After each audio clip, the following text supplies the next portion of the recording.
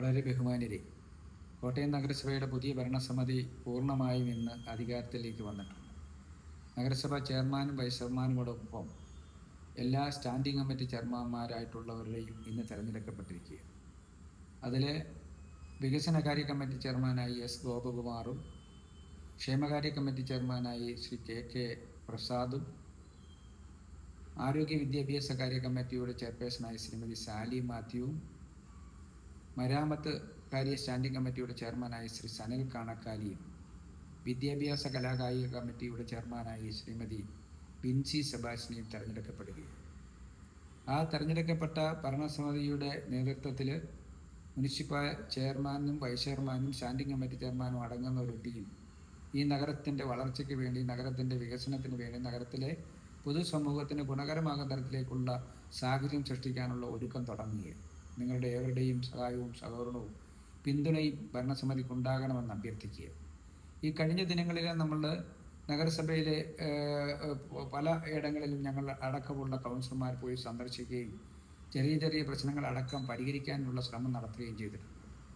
അത് പരിഹരിക്കപ്പെടാൻ ശ്രമിച്ചപ്പോൾ വൃത്തി എന്നുള്ള നിലയിൽ ശുചീകരണത്തിൽ കുറെ കൂടെ ഭംഗിയോടുകൂടി പോകാൻ പറ്റുന്ന സാഹചര്യത്തിലേക്ക് ചിന്തിക്കുക.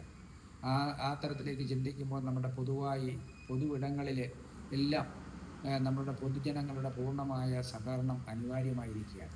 ആ അനിവാര്യമായ പ്രവർത്തനം ഞങ്ങൾ ഉണ്ടാകും എന്നുള്ള പ്രതീക്ഷയിൽ ഞങ്ങളുടേതായ രീതിയിലുള്ള നമ്മളുടെ നാടിൻ്റെ വൃത്തിയും വെടിപ്പും നല്ല രീതിയിൽ കൊണ്ടുപോകാനുള്ള ശ്രമങ്ങൾ ഞങ്ങൾ തുടരും. ഈ തുടരുമ്പോഴെല്ലാം അതിന് പൂർണ്ണമായി പിന്തുണ നൽകേണ്ടത് നമ്മുടെ പൊതുസമൂഹമാണ്. കഴിഞ്ഞ ദിവസം ഞങ്ങൾ ഈരേക്കടവ് റോഡ് വൃത്തിയാക്കിയിട്ടുണ്ട്. ആ വൃത്തിയാക്കിയ റോഡിൻ്റെ ഇരുവശത്തും പല സ്ഥാപനങ്ങളിലെയും പല വ്യക്തികളും കൊണ്ടിട്ട മാലിന്യങ്ങൾ, പ്ലാസ്റ്റിക് മാലിന്യങ്ങൾ, അഴുകാത്ത മാലിന്യങ്ങൾ അടക്കം അവിടെ സമൂഹത്തിന് അല്ലെങ്കിൽ നമ്മുടെ പ്രകൃതിക്ക് ഗുണകരമല്ലാതെ അവിടെ കിടക്കുകയാണ്. അതൊക്കെ നമുക്ക് നശിച്ചു പോകാനുള്ള സാഹചര്യമില്ല. അതെല്ലാം അജൈവമായി തന്നെ ആ മണ്ണിൽ കിടക്കുന്ന സാഹചര്യം ഒഴിവാക്കാനുള്ള ശ്രമത്തിൽ ഞങ്ങളോടൊപ്പം ഉണ്ടാകണം. നമുക്ക് ഏറ്റവും ഭംഗിയുള്ളൊരു പ്രദേശമായി ഈരേക്കടവ് ബൈപ്പാസിനെ മാറ്റണം എന്നുള്ളതാണ് ഞങ്ങളുടെ എല്ലാം ആഗ്രഹം.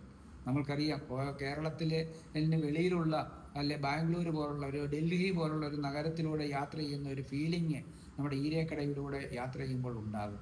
ആ ഫീലിംഗ് ഉണ്ടാകണമെങ്കിൽ അവിടെ ഭംഗി ഉണ്ടാകണം, അവിടെ വെടിപ്പുണ്ടാകണം, അവിടെ മാലിന്യം തള്ളാതിരിക്കണം, അവിടെ നല്ല ശുദ്ധവായു ലഭിക്കുന്ന സാഹചര്യം ഉണ്ടാകണം. ആ സാഹചര്യത്തിലേക്ക് ചിന്തിക്കുന്ന തരത്തിലേക്ക് നമുക്ക് പോവുകയാണ്.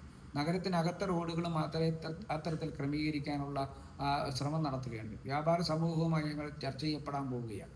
ഓരോ പ്രദേശത്തിലും ഓരോ റോഡിലും അവിടെയുള്ള വ്യാപാരികളുടെയും കൂടെ സഹകരണത്തോടുകൂടി നമുക്ക് ഭംഗിയും അതോടൊപ്പം കുറെ കൂടെ അലങ്കാരം വരുന്ന തരത്തിലേക്കുള്ള ചെടികളും വളർത്താൻ പറ്റുമോ എന്നുള്ളതിനൂടെ ഞങ്ങൾ ചിന്തിക്കുന്നുണ്ട്. അതുകൊണ്ട് നമുക്ക് ഓരോ റോഡുകളും ഒരു മോഡൽ റോഡുകളാക്കി മാറ്റണം. ആ മാറ്റുമ്പോൾ നമുക്ക് ആ തരത്തിലേക്കുള്ള പ്രവർത്തനത്തിൽ ഏർപ്പെടുമ്പോൾ റോഡ് വൃത്തിയായും വെടിപ്പായും സൂക്ഷിക്കാനുള്ള ഒരു സാമൂഹ്യ ബാധ്യത നമുക്കുണ്ടാക്കണമെന്നുള്ളൊരു അഭ്യർത്ഥന കൂടി വെക്കുക. കൂടുതൽ കാര്യങ്ങളിലേക്ക് ഒന്നും കടന്നു പോകുന്നില്ല. പുതിയ ഭരണസമിതിക്ക് പുതിയ മുഴുവൻ കമ്മിറ്റി ചെയർമാന്മാരടങ്ങുന്ന ഞങ്ങളുടെ ടീമിന് കോട്ടയം നിവാസികളുടെ പിന്തുണയും സഹകരണവും ഉണ്ടാകണമെന്ന് അഭ്യർത്ഥിക്കുന്നു.